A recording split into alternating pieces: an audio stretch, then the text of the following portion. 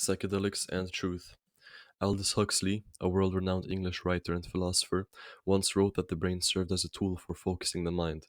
This reflects the new neurobiological consensus that the brain, contrary to popular belief, expends a lot of its energy on restricting communication between its various cranial structures. It restricts the prefrontal cortex from direct interaction with the subcortical limbic structures, limits excessive excitation between the hippocampus and amygdala, etc. But why does the brain do this? The brain does this because without a strict order in place, the perceptual world through which we experience pain, pleasure, sight, etc., would become a chaotic mess. Without order, we would smell color, taste words, or hear memories. Too much communication between the brain turns the world into a chaotic mess.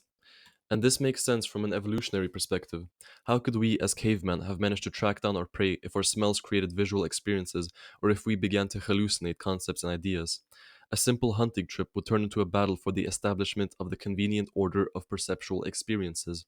Do we emphasize and focus on our sense of smell, or do we pick up on the weird sensual experiences of blood flowing through our body? In other words, we would have to actively constrict our minds to focus on things which would otherwise come automatically in the hunt, things such as our sense of sight, hearing, or smell. This constant need for conscious restriction is simply impractical.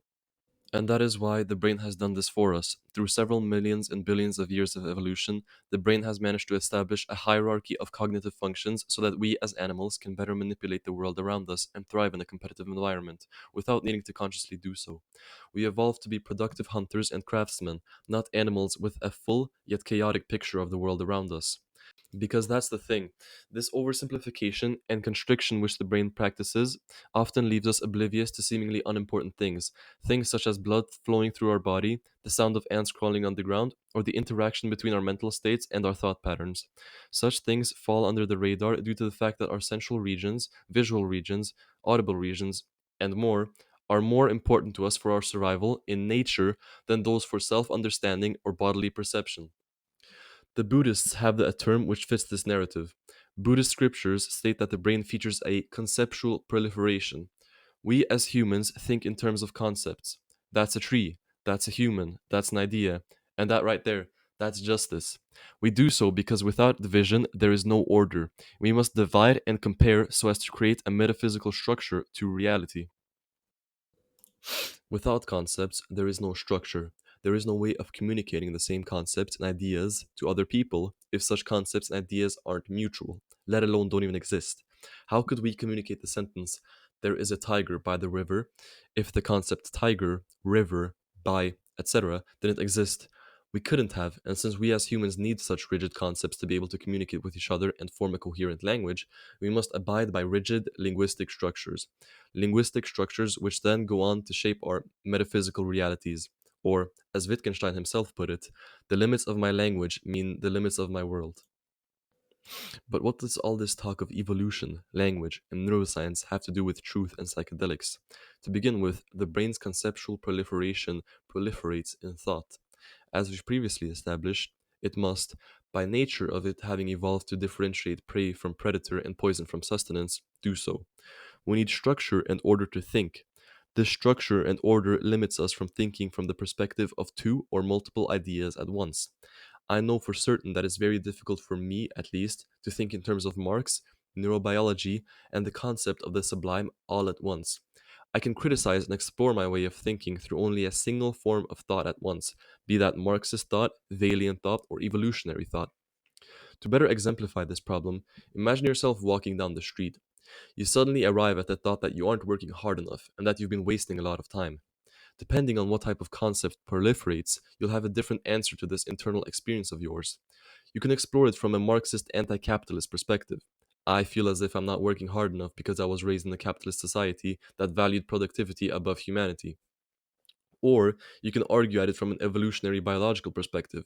I have a lot of testosterone, so I'm naturally more competitive. This increased competitiveness leads me to value success and productivity within my culture, and so on and so forth. You can keep arguing these internal experiences through a myriad of different concepts. You can argue it from a Buddhist perspective that the ego is never satisfied, etc. But one thing is certain, and that is that these ideas cannot be conceptualized all at once. Thinking through Marx, Aristotle, Nietzsche, and Marcus Aurelius all at once requires immense neuronal globalization. The brain must instantaneously transfer bits and pieces of information about Marx, Nietzsche, Aristotle at incredible speeds across the neocortex. This sort of bridging of ideas is a well documented occurrence under the effects of psychedelics, especially psilocybin. This is a graph of your brain sober versus your brain on psilocybin. The dots represent neuronal pieces of information, singular facts such as the philosophy of Nietzsche or your mother's name, while the lines/wires represent their neuronal connections. As you can see on the circle on the right, the neuronal connections are far more widespread than those on the circle on the left. That means that the singular bits of information you remember within your brain become integrated on a far more sophisticated scale on psychedelics compared to sobriety. Your knowledge of Nietzsche gets tied to your knowledge of Schopenhauer, your knowledge of economics with the field of music theory, etc. This global neuronal integration leads to groundbreaking insights and fascinating new discoveries. It undisputedly opens up new neuronal pathways, something which leads to novel discoveries in the field of philosophy, science, music, etc. But why do psychedelics do this? Psychedelics do this because they shut down the barriers which prevent mass global communication.